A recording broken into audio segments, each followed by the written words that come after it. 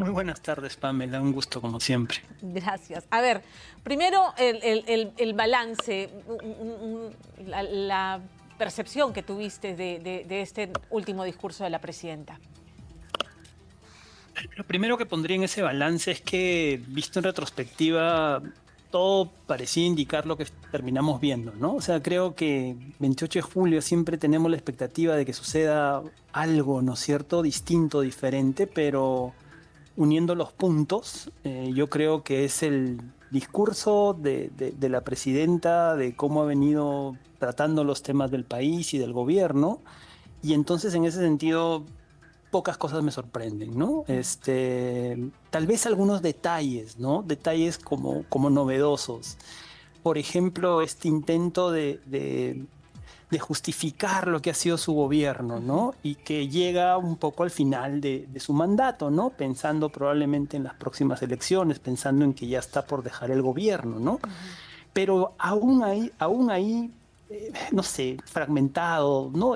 Parcial, y nada. Creo que el discurso, el contenido, las formas son la mejor expresión de lo que hemos tenido en estos últimos años. Nada. O sea, la nada. Yo creo que esa introducción apuntaba a pretender instalarse como ese cartel que apareció al día siguiente, ¿no es cierto? Sostenido, o por lo menos vigilado por dos miembros de la Policía Nacional, ¿no? Gracias, Dina, gracias, Presidenta, por salvar la democracia o por preservar la democracia. Como si pudiéramos atribuirle exclusivamente a la señora Boluarte haber, además, procedido como señala la Constitución, ¿no? Se va acá a Castillo por golpista y la Constitución manda que ella asuma la presidencia.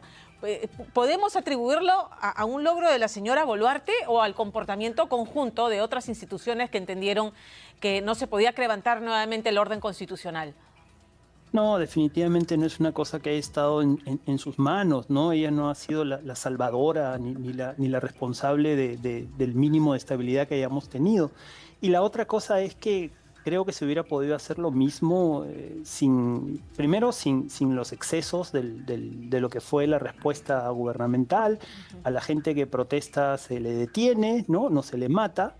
Y después, esto que tú dices, ¿no? Un gobierno que es nada, un gobierno que no tiene respuestas, un gobierno que no tiene propuestas y entonces tiene que hablar 4 horas porque no tiene mucho que decir. Tiene que mencionar cifras y proyectos porque no tiene ideas, fuerzas sobre las cuales organizar las cosas. Sí, entonces creo que está usurpándose, digamos, una condición que no se merece, ¿no? Y Y lo otro, volviendo chiquito a lo del balance, es que creo que es masiva la percepción de que ha sido un discurso muy pobre, ¿no? Muy desfasado con la realidad, ¿no? Creo que no hay mucha discusión sobre eso, ¿no? El país en su conjunto comparte esa opinión. de acuerdo. Ahora, ¿cómo podemos interpretar el año pasado? La crítica fundamental fue nuevamente esas 5 horas que sonaban a una letanía. Quienes la acompañan, quienes la asesoran, tienen que haber sabido que los índices de audiencia durante la lectura de esas 5 horas fueron paupérrimos. Y además, un día antes apareció una encuesta en la que el 89% de los peruanos decían: ni siquiera lo miro, o sea, no me interesa, no le presto atención. Entonces, teniendo esa data, ¿por qué repetir el plato de este modo y por qué ella prestarse o con su anuencia hacerlo, llegar con este mamotreto a leer por 4 horas seguidas? ¿O es la intención de yo me voy a plantar ahí y voy a pasar a la historia con esta narrativa que yo he creado para pasar a la historia así, me doy el gusto de hacerlo? Sí, no, pero digamos, lo interesante aquí es que no es el único caso, ¿no es cierto?, de desacople con la realidad, ¿no? No es el único momento en el cual uno se da cuenta de que quienes están alrededor de Dina Boluarte hace tiempo que no entienden lo que está pasando o no lo quieren ver, ¿no? Entonces, cree que puede hablar por 5 horas, cree que puede no responder a la prensa, cree que Soberbia. pueden decir exactamente, pueden decir cualquier cosa sin que nadie les pida después explicaciones. Puedes tener un ministro que te pueda decir eso, ¿no? Que fue un mensaje, no sé, espectacular. que ya te hace pensar, digamos, ¿para quién, no? Tal vez para, no sé, para justificar lo poco o lo injustificable, ¿no? Ujú, ujú. Y más bien colocó a la Cancillería peruana en un problema, porque el presidente boliviano obviamente ha acusado esa parte en la que ella improvisa, porque esa fue, como dice mi abuelita, lechuga de su huerto, ¿no? Yo salvé al Perú y salvé la democracia, si no hoy estaríamos como esos estados fallidos, menciona Cuba y menciona Bolivia. Y menciona un tercer país que me parece fue Venezuela, ¿no? Pero menciona Bolivia y Bolivia inmediatamente ha reaccionado y ha dicho, ¿de qué estás hablando? ¿No? Y es el otro lado, pues, de lo que conversábamos, ¿no? Un gobierno bien mediocre, ¿no? Con toda la cantidad de recursos que manejan, ¿no? Capaz de cometer estos errores una y otra vez, ¿no? Y entonces cifras que no son, que me lleva al punto no sé si es a propósito, pero en realidad creo que hay mucha de improvisación, mucha falta de coordinación. Es que en general la calidad del gobierno ha decrecido mucho en los últimos años, ¿no? La cantidad de funcionarios, no sé, hábiles, probos, expertos, eso se ha perdido en gran parte. Y yo todo esto lo miro con enorme preocupación porque ese deterioro de representación se ve claramente en el Parlamento también. Tenemos como presidente del Parlamento a un congresista que tiene por lo menos 5 denuncias, una muy grave, por ejemplo, que es la de violación sexual.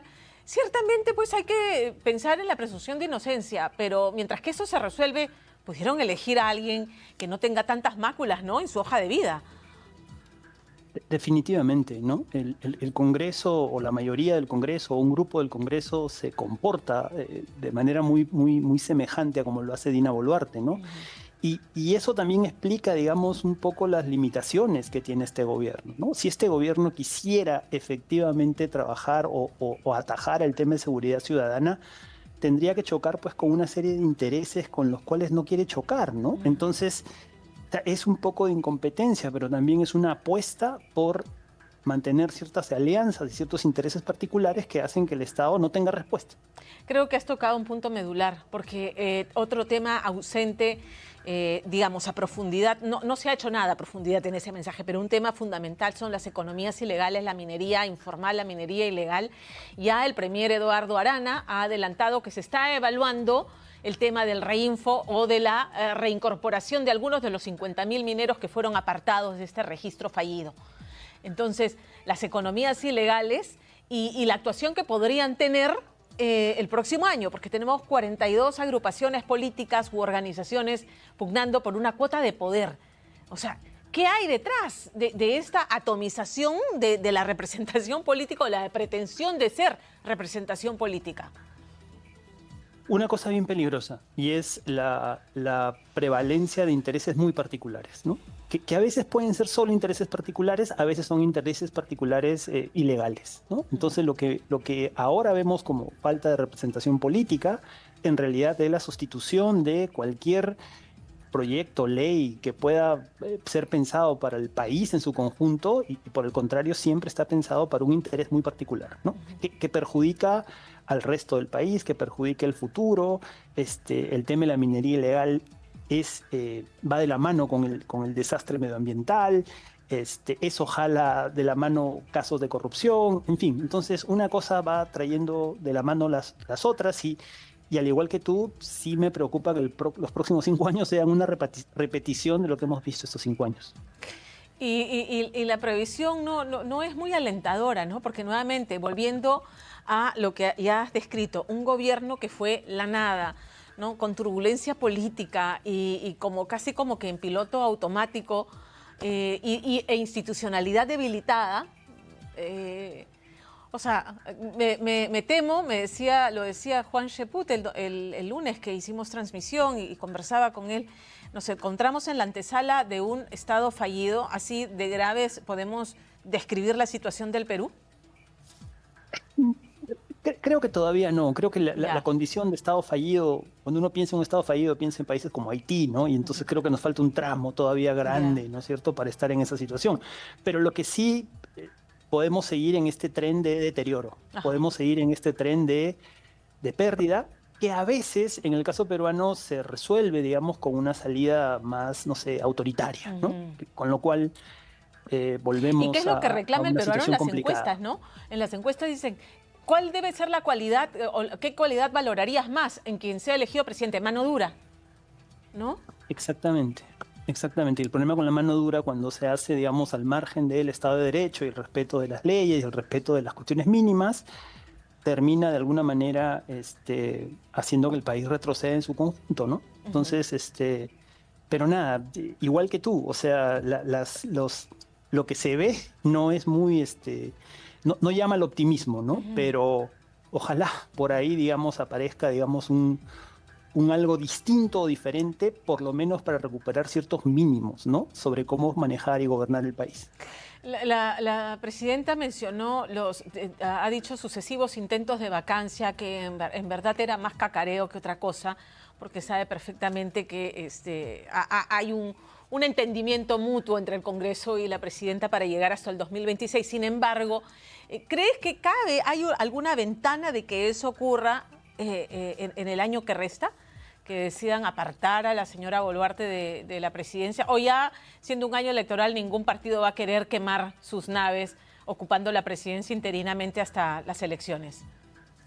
Mi impresión es más o menos lo último. Creo que ya estamos a puertas de la próxima elección y que la vacancia de la presidenta más bien complicaría las cosas a Ujú, muchos de los partidos, ¿no? Yo claro. no estoy seguro, por ejemplo, que Fuerza Popular esté muy entusiasmado con la idea, ni APP, y entonces veo difícil que se junten la cantidad de votos, y es por lo que tú dices, ¿no? Ya estamos en estamos de salida, ¿no? Claro.